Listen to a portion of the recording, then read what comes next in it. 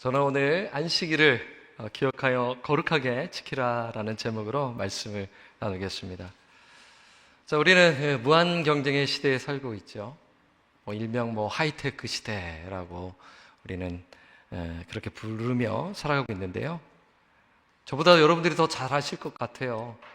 현장에서 또 일하시는 분들도 계시기 때문이죠. 오픈 AI라든가 로봇 공학, 메타, 또 반도체 같은 그 첨단 과학 기술이 빠르게 진행되고 있어요. 그래서 좀 경쟁이 어느 때보다 참 치열하다라는 것을 우리는 보게 됩니다. 여러분도 잘 아시다시피 지금 또 미국도 그렇고 전 세계적으로 지금 보니까 참 치열해서 미국이 좀 앞서가고 있잖아요. 그래서 20년 전에 탑 10이 지금 봤었을 때 딱 한 기업만 남았다고 하더라고요. 어느 기업인지 아세요? 그 전체 기업 규모를 이렇게 설명드려서 말씀입니다. 마이크로소프트 제외하고는 다 바뀌었다고 순서가 하더라고요.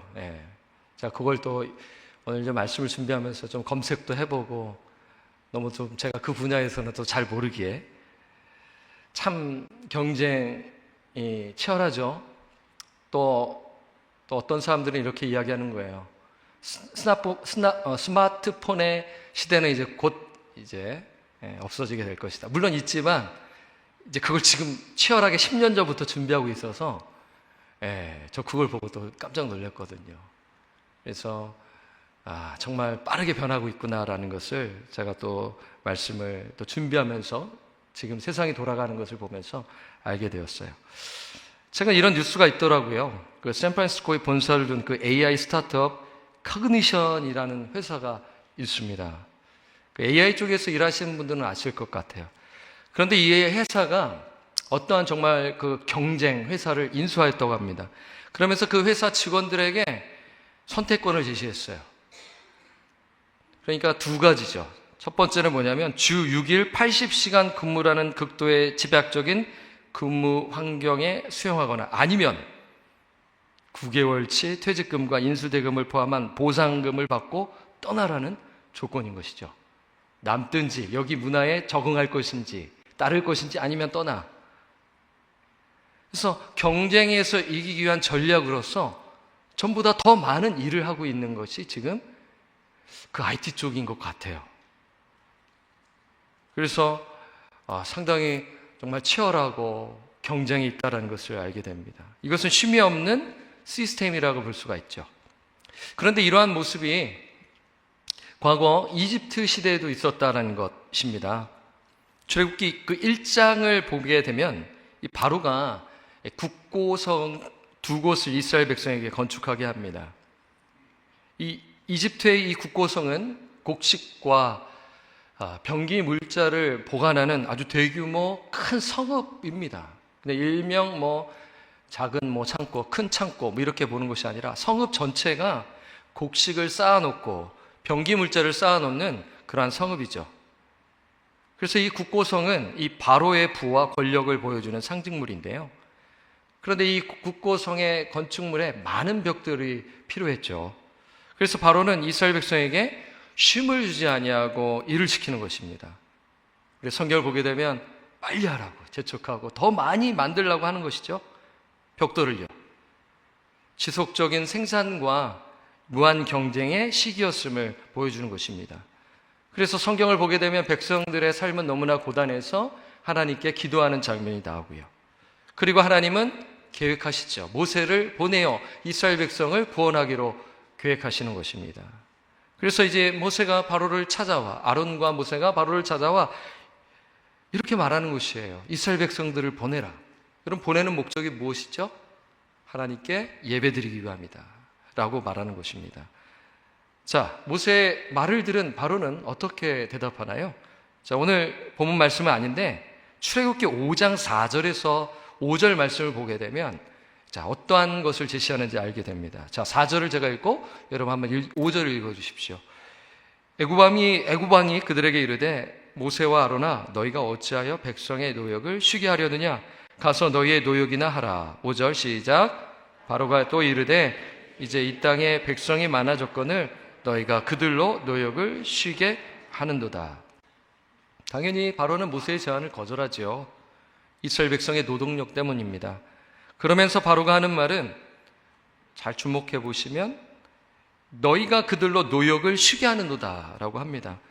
여기서 쉬게 하는도다는 히브리어로 샤바트입니다. 샤바트. 영어로는 사바스라고 하지 않습니까? 안식이에요. 그렇죠? 멈춤, 쉬다라는 의미가 담겨져 있죠. 문자적으로요. 성경 기자는 출애굽기 5장 5절에 안식이라는 단어를 사용했죠. 그러면 우리는 이 애굽이 안식이 없는 사회라고 생각할 수가 있어요. 바로는 이스라엘 백성에게 안식하지 말라고 말하는 곳입니다. 그러면서 강제 노동 감독관에게 할당량을 채우라고 재촉하는 것이죠. 그리고 노동 감독관은 작업반장에게 벽돌을 빨리 만들라고 독촉하죠. 만약 할당량을 채우지 못하게 되면 때리는 것입니다. 쉼이 없는 시스템이죠. 그리고 강제 노동 감독관 역시 쉬지 못하고 감시해야 했고요. 작업반장 역시 쉼없이 일해야 했습니다. 그러니 하급 계층인 이스라엘 백성들의 삶은 너무나 고단한 것이에요. 바로는 이스라엘 백성들에게 안식을 주지 않았습니다. 이것이 이제 출애굽기를 통해서 우리가 생각할 수 있는 역사적인 배경이잖아요. 하지만 우리 하나님은 어떤 분이신가요? 자, 본문 8절에서 10절 말씀을 읽어보겠습니다. 안식일을 기억하여 거룩하게 지키라. 엿새 동안은 힘써 내 모든 일을 행할 것이나. 10절 함께요. 시작. 일곱째 날은 내 하나님 여호와의 안식일인즉 너나 내 아들이나 내 딸이나 내 남종이나 내 여종이나 내 가축이나 내 문 안에 머무는 객이라도 아무 일도 하지 말라. 안식일에 아무 일도 하지 말라. 하나님께서 이스라엘 백성에게 명령하시죠. 안식일을 기억하여 거룩하게 지키라. 쉬라고 말씀하십니다. 명령이고요. 그리고 이스라엘 백성들에게서는 선물입니다. 그렇죠? 그냥 무조건 쉬라는 거예요. 그리고 이스라엘 백성들의 입장에서 보게 되면 어땠을까요? 아유, 뭐 쉬라고 하네. 이랬을까요? 아니면 놀랬을까요? 후자였겠죠. 예. 왜냐하면 이스라엘 백성들은 400년간 넘게 살면서 쉬지 못했기 때문인 거예요. 여러분, 이스라엘 백성들의 그 상황을 우리가 잘 이해하게 되면 하나님께서 주시는 말씀이 그냥 일방적으로 주시는 말씀이 아니라는 것을 알 수가 있는 거죠. 노예에게서 안식은 상승할 수 없는 것입니다. 하지만 하나님께서는 이스라엘 백성에게 안식일을 지키라고 명령하세요. 옵션이 아닙니다. 따라야 하는 것이에요. 자, 이러한 배경 속에서 우리는 이 안식일을 지킨다라는 것을 생각할 수가 있는데, 그런데 여러분, 조금 더 설명이 더 필요하지 않을까요? 하나님께서 정말 이 안식일을 주신 목적에 대해서 우리는 좀 생각해 봐야 되지 않을까요? 하나님께서 정말 이 당시 이스라엘 백성들에게 어떠한 메시지를 주기 위해서 이 말씀하셨을까입니다. 저 역시도 이러한 이 안식일에 대한 설교를 들었기에 예수님과 이제 사역했던 그러한 또 안식일에 대한 메시지를 많이 들었잖아요. 이 율법학자들, 서기관들이 그 율법주의에 입각해서 이 안식을 이제 어떻게 해요? 짐을 지게 해가지고 그 종교적 의식으로 사람들을 힘들게 했다라는 그 측면에서 우리는 너무나 말씀을 들어서 잘 아실 거예요. 그런데 이러한 역사적 배경에서 이 말씀을 보니까 저는 좀 새로웠습니다. 제가 그렇게 된 것은 저에게서 나온 것이 아니라 한 권의 책이 또 생각하게 한 것이죠. 그 책은 무엇이냐면 그 구약학자 월터 브루그만이라는 분이 계십니다. 구약학자 월터 브루그만인데요.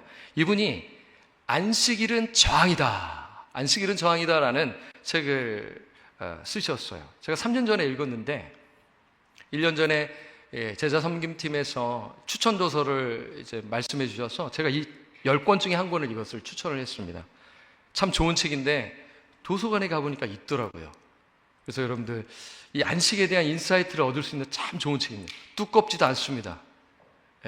꼭 읽어보셨으면 참 좋겠어요. 제목이 참 흥미롭죠. 제목이 제가 뭐라고 말씀드렸나요? 안식일은 안 나옵니다. 그렇죠? 혹시 읽어보신 분은 어떠한 맥락으로 하실지 또 짐작이 되실 것 같은데, 안식일은 저항이다라는 거예요.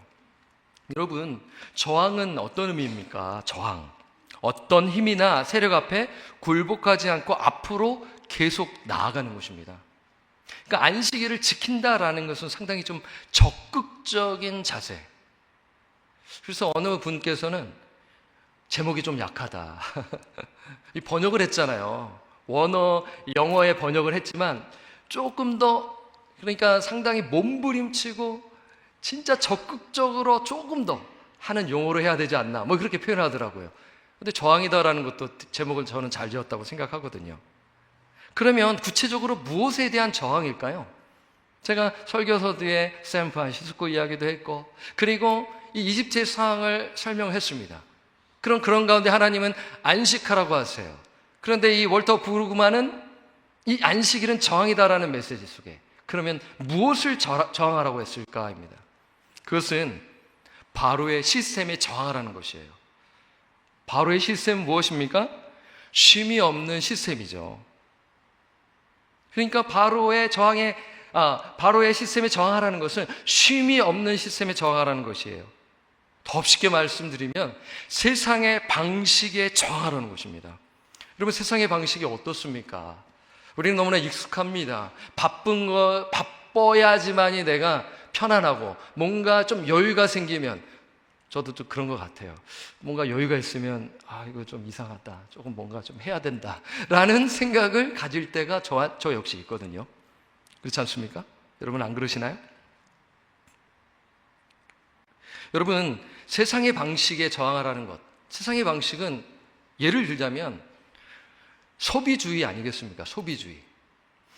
소비는 중요하죠. 그렇죠? 우리의 삶 속에서. 근데 주의는 주의해야 하는 것이죠. 율법은 중요합니다. 율법주의는 주의해야 되는 거죠. 그렇죠? 권위는 필요합니다. 권위주의가 주의해야 되지 않겠습니까? 소비주의는 이겁니다. 필요한 물건 꼭 사야 되는데, 아니 이거 괜찮은데 바꾸는 겁니다. 더 좋은 것. 차가 있겠죠. 어떤 물건이 있겠죠. 이거 말짱한데 조금 더 쓸 수 있는데 더 좋은 거. 네, 그걸 부추기잖아요. 세상에서는요. 그 광고를 통해서요. 물질주의 아니겠습니까? 소비주의는 물질주의. 그런데 이 소비주의, 이것을 이제 누리려면 뭐가 필요하냐면, 뭐가 필요합니까? 돈이 필요하잖아요. 그러면 돈을 벌려면 그냥 벌어지지를 않아요. 그러니까 되게 우월한 교육을 받아야 되는 것이죠. 그렇죠. 내가 좋아하고 내가 보람된 것을 찾는 것, 물론 실질적인 부분도 잡을 찾는 것 중요하죠. 그런데 이러한 세상의 흐름 속에 내가 편승하고 내가 세상 속에서 하기 위해서 우월한 교육을 받기 위해 몸부림치는 것입니다. 쉼이 없이 달려가는 거예요. 쉼 없이 열심히 하는 거예요. 목적이 그런 거죠. 세상의 그 방식 속에서 내가 살아가는 거죠. 지금 이것을 이야기하고 있는 것입니다. 사람마다 틀릴 것입니다. 그리고 또 이 안식일을 지키라는 것을 제가 이제 세상의 방식에 저항하라고 했는데, 자, 그것을 좀 구체적으로 나누기 전에 여러분들은 어떠세요? 안식 혹은 안식일 하면 어떤 이미지이십니까? 어떤 분은 쉬는 거다. 나는 안식이 필요해. 여행이 필요해. 그래서 3일간, 4일간 혹은 일주일 혹은 10일간 여행을 갑니다. 틀린 말은 아니죠. 근데 이제 사실 여행을 가더라도 피곤해서 돌아오는 경우가 있죠. 안식이 안 되고 오히려 다투면서 오는 거예요. 내가 너무 친한 사람이라 가가지고 안식하지 못하고는. 또 그렇게 또 우리가 또 가지고 있는 그런 이미지가 있어요. 안식에 대한. 또 그리고 또 뭐가 있을 것 같습니까? 안식일 하면 한국에서 어느 정도 신앙생활 하신 분들은 이미지가 있습니다. 이 안식일은 뭘로 이어지냐면 주일 성수잖아요. 그렇죠? 더 이상 안식일은 없죠. 구약 시대에만 있기 때문에. 그래서 저도 미국에 30살에 왔지만 그 8살에 신앙생활을 하면서 22년간 제가 가졌던 한국 교회에서의 이 안식, 주일 성수는 상당히 엄격했어요. 주일에 사 먹으면 돼요, 안 돼요? 여러분 혹시 반응이 없네요. 다 여기서 예수님 만나셨나 봅니다. 한국에서 어느 정도 신앙생활 하신 분들은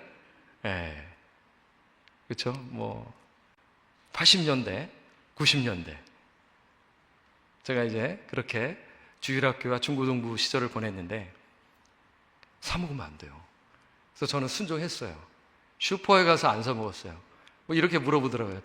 주일에 짜장면 사 먹어도 돼요? 안 돼요? 뭐 이런 질문도 막 우스갯소리 던지지 않습니까?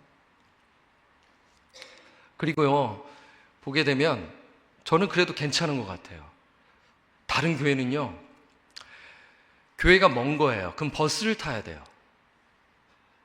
그러면 버스를 타게 되면 돈을 써야 되잖아요. 그래서 성도들이 어떻게 하는 줄 아세요? 토요일에 교회 와서 자고 그 다음날 주일에 예배 드렸다고 합니다. 와, 놀라죠. 저도 놀랐어요.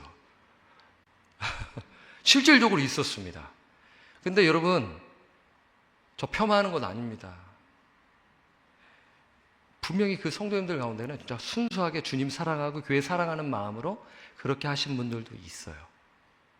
그런데 제가 말씀드리는 것은 뭐냐면, 우리가 이 십계명을 보고 이 말씀을 볼 때 특히 하지 마라 하라 하면은 이 반항심이 특히 있게 되면 막 반대로 하고 싶잖아요. 그렇죠? 이 죄성이 있기 때문에.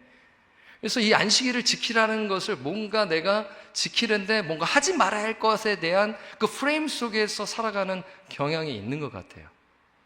그래서 안식일을 잘 지키기 위해서, 주일을 잘 지키기 위해서 하지 말아야 할 막 리스트가 막 되게 많은 거죠.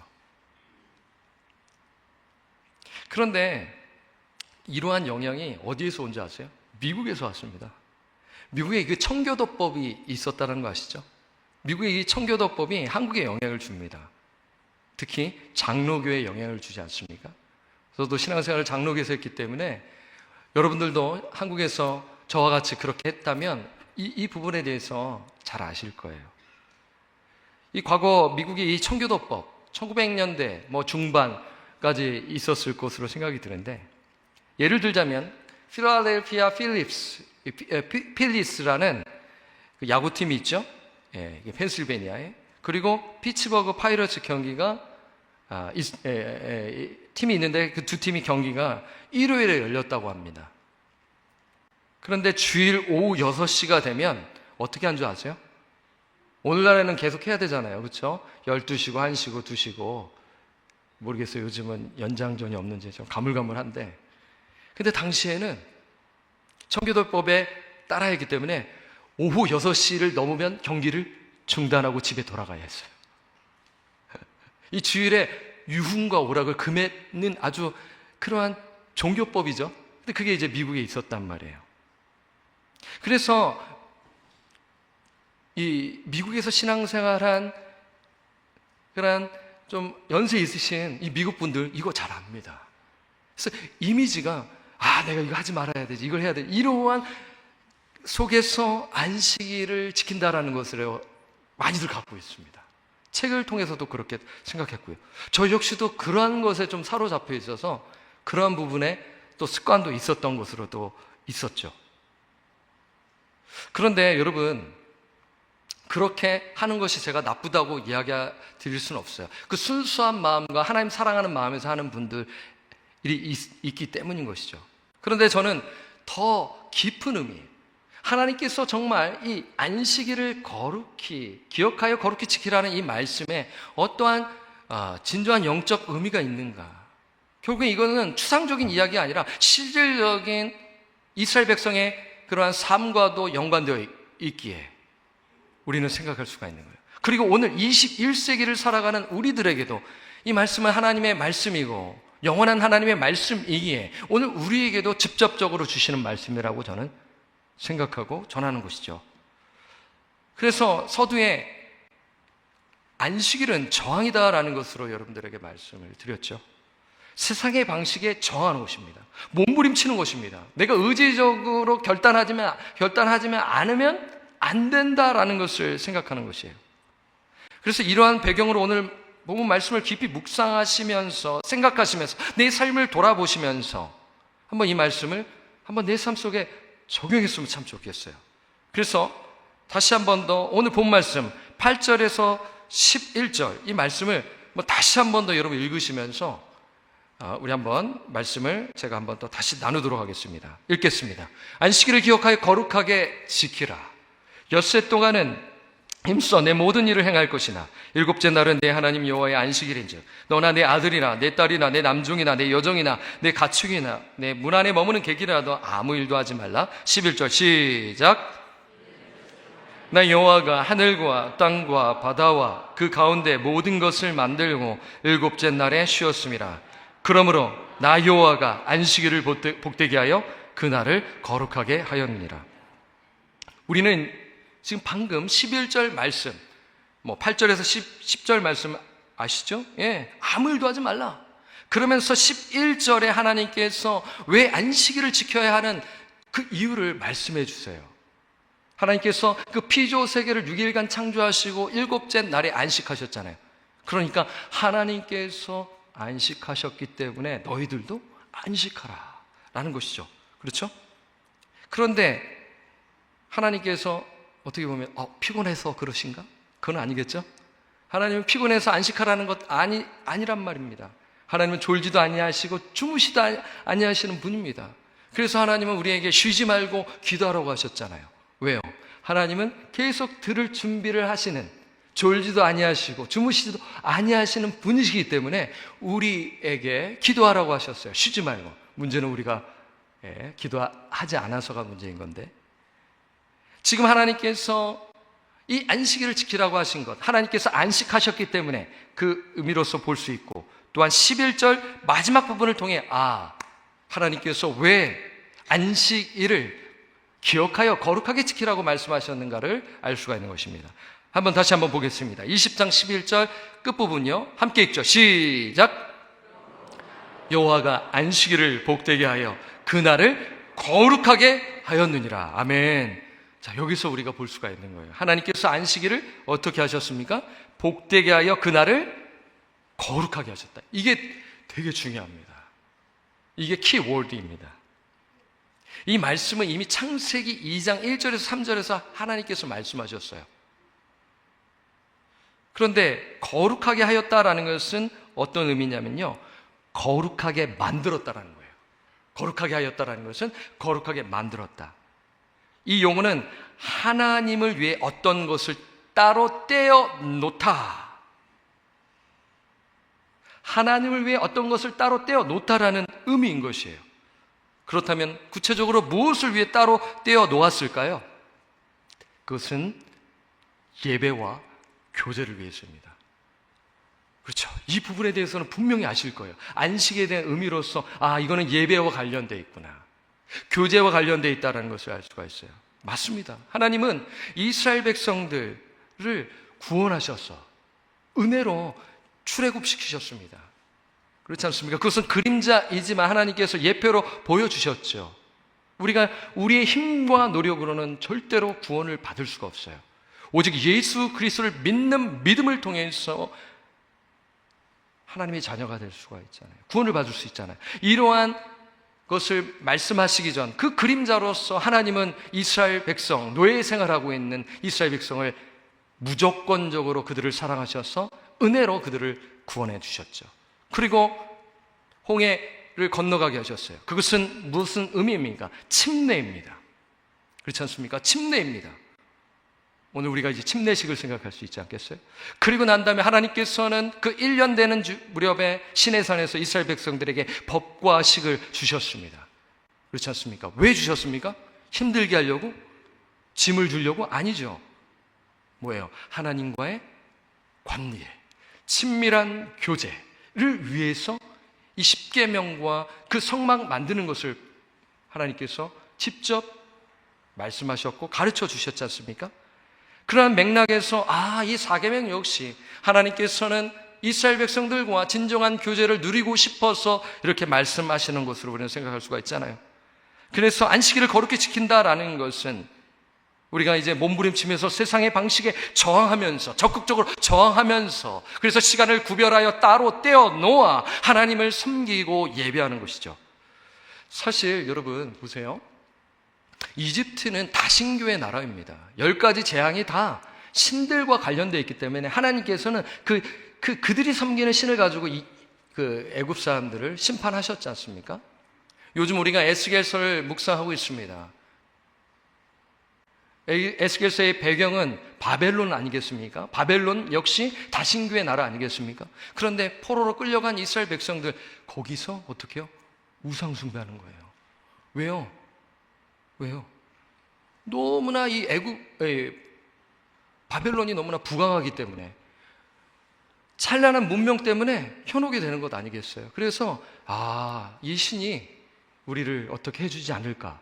그러니까 에스겔이 너무나 답답해서 에스겔이 안 하는 거죠. 하나님께서 이곳으로 너희들을 데리고 오셨다. 너희들 포로 생활하게 하셨다. 그래도 듣는 사람은 듣지만 안 듣는 사람은 안 듣는 거예요. 우상숭배, 그 찬란한 그 문명. 그러니까 애굽도 마찬가지인 것입니다. 사실 에스겔서를 여러분 깊이 잔잔히 묵상하시면 하나님께서 이런 말씀하세요. 너희들이 과거 애굽에서 어떻게 지낸 줄 알아? 종살이하면서 거기서 우상의 영향을 받아 그 우상 숭배에 빠졌어 라고 말씀하시는 것입니다. 그 에스겔서를 통해 보게 되는 거죠. 그만큼 이 우상이 끝까지 우리를, 하나님과의 교제를 방해하는 것을 우리는 볼 수가 있는 것입니다. 애굽은 경제적으로 풍요로운 나라입니다. 그러나 쉼이 없는 나라죠. 탐욕이 가득한 나라였죠. 애굽은 멈추지 아니하고 더 많이, 더 빨리빨리 하는 시스템입니다. 마치 우리 대한민국 빨리빨리 이거에 대한 게 익숙하지 않습니까? 미국에서는 우리 일하시는 분들 잘 안 그러실 것 같아요. 그렇죠? 내가 사장이면 같이 일하는 분들 빨리빨리 이렇게 하시나요 혹시? 한국은 아직도 그렇게 하는 것 같아요. 그래서 그 외국인 노동자들이 제일 먼저 배우는 단어가 뭐라고 하죠? 빨리빨리. 근데 그게 저는 옛날 이야기인 줄 알았어요. 요즘도 그렇다고 합니다. 그게 잘 안 바뀌어요. 그렇죠? 미국에 오니까 행정이 너무 느리고 그걸 받아들이기까 좀 시간이 걸렸지만 그렇습니다. 이 애굽이 다스리는 나라는 쉼이 없는 시스템인 것이죠. 그러나 하나님이 통치하시는 이스라엘 백성은 어떤 겁니까? 안식을 통해서 하나님과 교제하는 것을 말씀하고 있는 것이죠. 그러면서 우리는 이 부분을 생각하면서 이 십계명 전체를 생각해 볼 필요가 있다는 것을 드립니다. 왜냐면요, 이 4계명이 정말 중요하다는 것을 깨닫기 때문이에요. 사실 저는 이 책을 보기 전까지는 그렇게 이 4계명에 대해서 당연히 중요하니까 그렇게 깊게 생각하지 못했는데, 이 책을 통해서 이 제4계명이 정말 중요하구나라는 것을 알게 되었어요. 다르게 표현하게 되면 이 네 번째 계명이 10계명 전체를 이어주는 중요한 브릿지라는 것이에요. 중요한 다리라는 것입니다. 자, 한번 살펴볼까요? 4계명 앞에 있는 첫 번째에서 세 번째 계명은 어떤 계명인가요? 어떤 계명입니까? 하나님을 향한 사람의 태도이잖아요. 하나님과 나와의 관계입니다. 한번 슬라이드를 보여주시면 이렇게 나와 있죠. 1계명, 너는 나 외에는 다른 신들을 섬기지 말라. 두 번째 계명은 우상을 만들지 말라. 세 번째, 우리 함께 읽어볼까요? 시작. 하나님의 이름을 망령되이 일컫지 말라. 그렇잖아요. 그러면서 하나님을 향한 우리 인간의 태도, 사람의 태도가 나오면서 그러면서 네 번째 계명을 주시는 거죠. 제가 네 번째 계명은 넣지 않았어요. 오늘 많이 읽었기 때문에. 네 번째 계명이 무엇입니까? 안식일을 기억하여 거룩히 지키라는 것이죠. 그러면 이 안식일을 지킨다라는 것은 세상의 방식에 저항하고, 그래서 시간을 구별되이 따로 떼어놓아 하나님과 예배하는, 교제하는 시간을 가지라는 것입니다. 만약에 우리가 반대로 이렇게 의지적으로 세상의 방식에 저항하지 아니하고 그냥 타협하고 산다면 어떻게 될까요? 탐욕에 빠질 가능성이 매우 높습니다. 네. 포로로 끌려간 이스라엘 민족들, 에스겔서에 나와 있죠. 그들은 하나님도 믿었습니다. 잘 믿었어요. 그러나 한쪽에는 우상이 있었단 말입니다. 그러니까 우리가 안식하지 아니하고 세상의 방식에 저항하지 않는다면 형식만 남게 되는 거예요. 하나님과의 관계가 멀어진 채로 형식만 어떻게 보면 더 발달돼서 종교적 기술만 습득한 종교인으로서 살아갈 수 있는 거예요. 여러분 잘 아시지 않습니까? 탐욕은 우상 숭배이기 때문에 하나님과의 관계를 멀어지게 한다라는 것이에요. 그러면서 이 네 번째 계명이 그렇게 메시지를 주고 다리라고 했잖아요. 어디를 이어주는 다리라고 했나요? 5번째와 10번째를 이어주는 다리라고 했어요. 첫 번째, 세 번째 그 다리를 이어주는 네 번째 계명이 있고 그 다음에 이어지는 게 뭐예요? 5번째에서 10번째 계명입니다. 그것은 무엇입니까? 사람을 향한 태도이죠. 사람과 사람 사이. 자, 한번 보겠습니다. 제가 이렇게 한번 줄여보았습니다. 5번째, 부모를 공경하라. 6번째, 살인하지 말라. 7번째, 간음하지 말라. 8번째, 도둑질을 하지 말라. 9번째, 거짓 증거하자. 이웃입니다. 이웃이라는 단어가 반복적으로 나와요. 9번째 계명부터 10번째 읽어볼까요? 시작. 내 이웃의 것을 탐내지 말라. 너무나 잘 아시죠? 이웃사랑입니다. 그러니까 내가 제4계명을 믿음으로 예수 믿는 믿음 안에서 이 계명을 이제 주일을 지키고 또 주의 날이 또 월요일부터 토요일이기에 이 진정한 의미를 깨닫고 내가 지키고 있다면 뭐가 있냐면 이웃사랑으로 이어진다는 거예요. 이게 십계명이 말씀하는 거예요. 근데 그 중간에 중요한 역할이 뭐냐면 안식일을 기억하고 거룩하게 지키라는 것이죠. 여러분 그렇지 않나요? 우리의 삶을 뒤돌아 한번 보십시다. 우리가 안식하지 않냐고 빨리빨리 바쁘게 성실하게 사는 것을 우리는 또 생각할 수 있어요. 야, 너 정말 성실하다. 그런데 주변도 살피지 아니하고 앞만 보고 달려게 되면 사람을 살피지 못하게 되는 거예요. 일만 하는 거예요. 일만 남는 겁니다. 탁월한 능력자로서 칭찬은 받겠지만 사람은 없어요. 부모님도 살피지 못합니다. 형제자매를 살피지 못합니다. 나의 이웃을 살피지 못합니다. 교회 안에서 형제자매를 살피지 못합니다. 지금 무슨 일이 있는지 모릅니다. 그래서 저도 그렇게 될 수가 있는 거죠. 그렇죠? 여러분 살피지 못하면 인격적 관계가 형성되지 못한다라는 것이에요. 제가 청년 사역을 하고 있기 때문에 되게 중요한 게 이 청년 사역, 물론 다른 사역도 마찬가지입니다. 이거는 다 공통적인 것입니다. 청년 사역에서 중요한 것은 인격적 교제입니다. 그들이 바쁘지만 뭘 갈망하냐면 진정한 인격적 교제인 것이에요. 시간이 걸립니다. 마음은 쉽게 열지 않습니다. 그래서 이렇게 이제 우리 청년부는 최근에 이제 2주 방학을 하고 제가 이제 목자들과 이렇게 이제 목자 모임을 갔는데요. 우리 전도 폭발에서 그들의 일반 생활 되게 중요하잖아요. 그렇죠? 그들의 일반 생활. 들어야 그 다음에 이제 우리가 얘기할 때 들어준단 말이에요. 제가 청년들과 그들의 일반 생활을 좀 길게 합니다. 일부러요. 근데 그 가운데 힐링이 일어나요. 어려운 거 털어놓고 힘든 거 털어놓고 그때 아니면 몰라요. 그러면서 서로를 알아가고 내가 이때 좀 기다려야겠다. 이때 이걸 가지고 기도해야겠다. 이거를 알게 되는 것입니다. 그렇죠?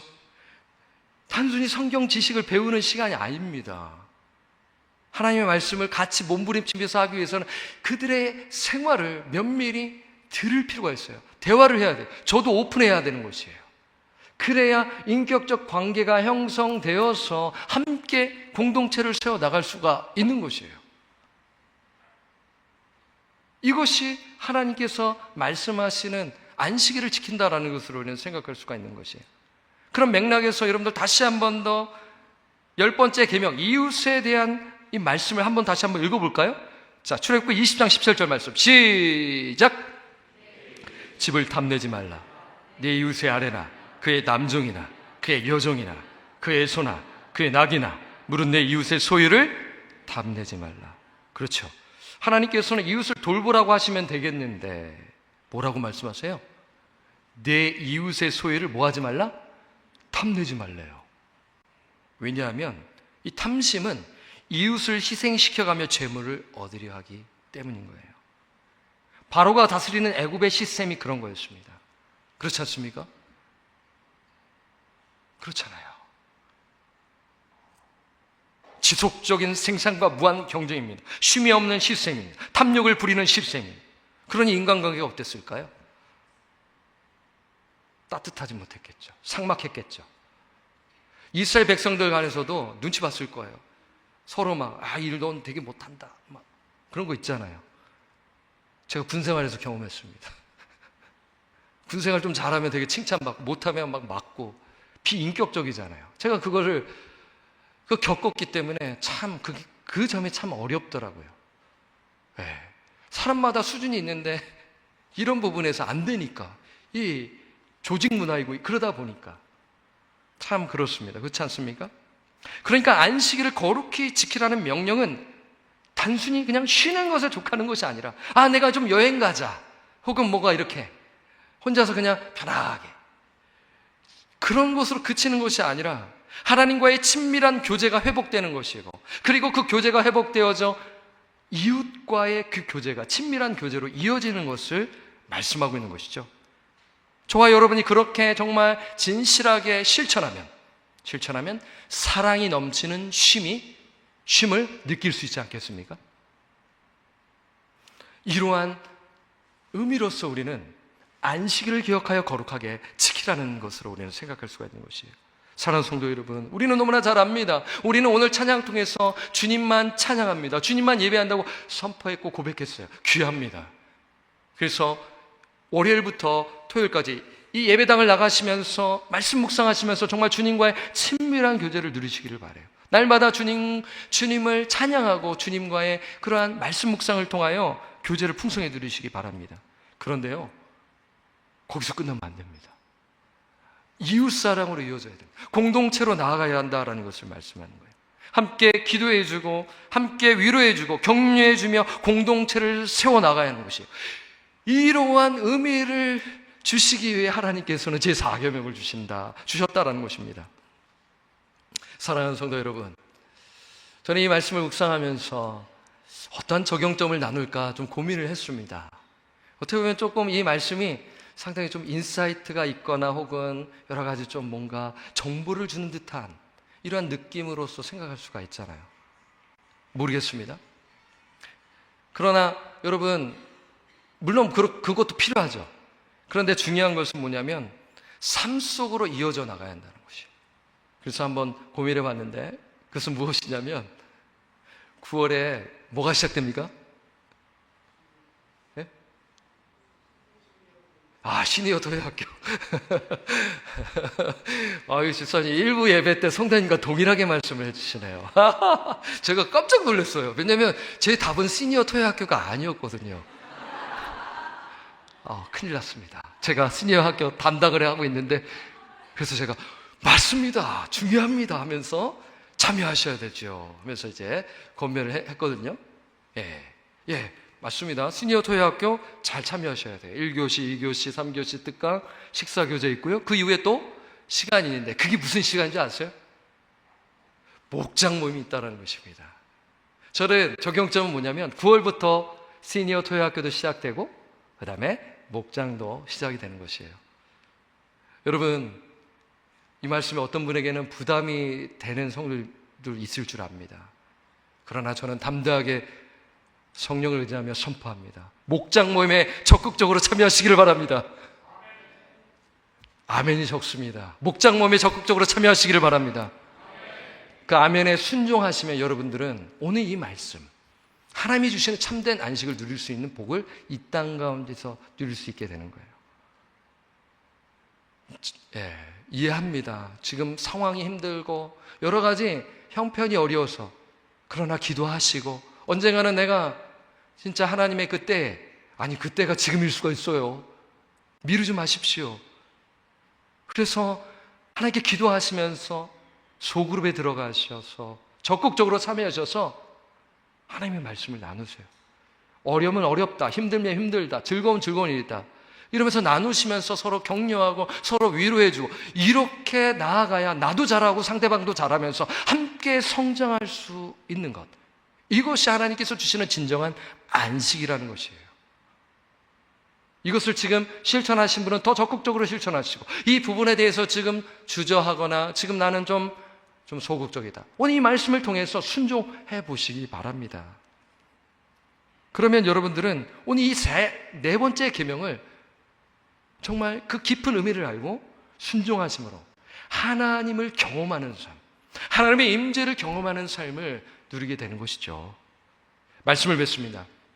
사랑하는 우리 지구촌교회 성도 여러분, 여러분들은 정말 주 안에서 참된 안식을 지금 누리고 계십니까? 너무나 바쁘고 지금 나의 직장 상황에 처해인지라 나는 정말 지금 이 말씀이 정말 와닿지 아니한다. 또 어떤 분은 나는 지금 은퇴했는데 지금 이 말씀을 과연 나에게 어떻게 적용하란 말인가, 혹시 이러한 생각을 가지실지 모르겠어요. 사람마다 상황이 다르기 때문에. 그러나 중요한 것은 무엇이냐면, 내가 어떠한 상황에 처했든 간에 정말 하나님과의 매일 친밀한 교제, 그리고 공동체 안에서의 친밀한 교제로 나아간다면 어떠한 상황에 처했든지 간에 우리는 실천할 수 있는 하나님의 말씀이라고 저는 생각해요. 그리고요, 중요한 것은 우리 안에 성령님이 계시잖아요. 예수 믿는 자 안에는 성령, 예수의 영이 계십니다.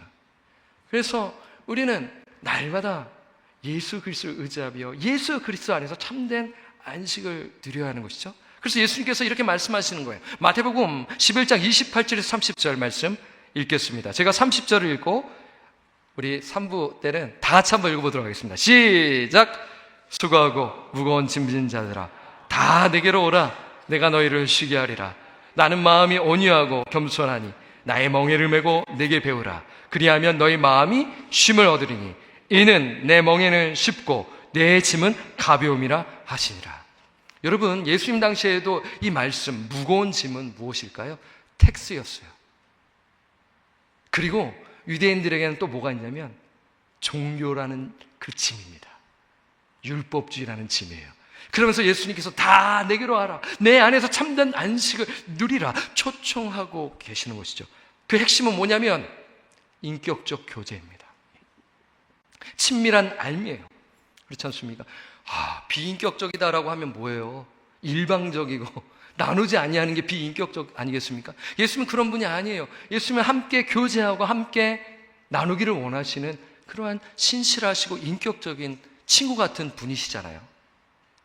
그래서 우리가 예수 그리스도를 통해서 참된 안식을 누릴 수가 있다. 지금도 누릴 수가 있고, 결국에는 주님께서 우리를 부르시면 하나님께서 영원한 안식으로 우리를 인도하시죠.